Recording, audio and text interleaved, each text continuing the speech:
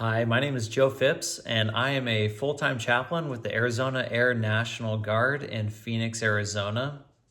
So God called me into ministry in kind of a progressive sense. I didn't get a lightning bolt and have God unravel my future before my eyes. No, it was more of a progressive call into ministry, and more specifically into the Air Force ministry. My older brother joined the Coast Guard my junior year of high school. And so for the next about year and a half, I spent praying, seeking God, trying to figure out where he was going to lead me after high school. Now, during this year and a half, I was really enjoying the comforts of home. And I started to realize and appreciate all that my parents had provided for me over the years. And I wasn't sure I really was ready to give all that up. And so there was a back and forth. School was not my favorite thing in the world. So I did have a feeling I would end up in the military at some point.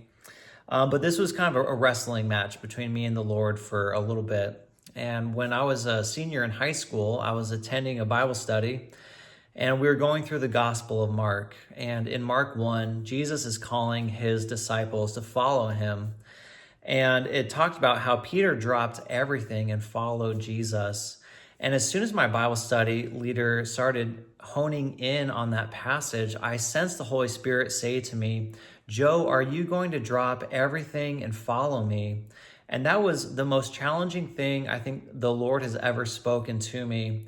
And in that moment, I decided to drop everything and follow God. I was going to take a step of faith and pursue the call that God had over my life. Now, about my first year into the military, I was stationed in Louisiana, and I was attending a church that was participating in a fast. And toward the end of that fast, I had this experience. It's hard to explain, but I had this experience where I believed that God had called me into ministry. Now, I felt like he called me into the military, and then about a year and a half later, I sensed him call me into ministry. So I was really confused at this time in my life, but I decided to take each step, each day by day, and trust the Lord with it.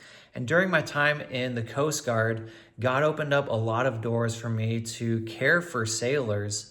During deployments, I provided a lot of pastoral counseling, especially for my friends who were married and experiencing the stresses of deployments. I was a young single guy at the time, and so I just felt like I did the best I could, and people just kept coming to me. And God allowed me to continue to care for people as I faithfully pursued God and his calling over my life.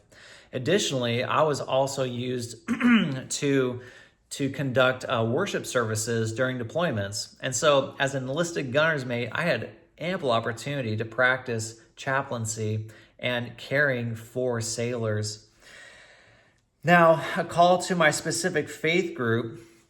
I grew up in a non-denominational church, and so I was seeking a non-denominational ordination. And so I finally landed on the International Ministerial Fellowship, and it's been a really good fit for me.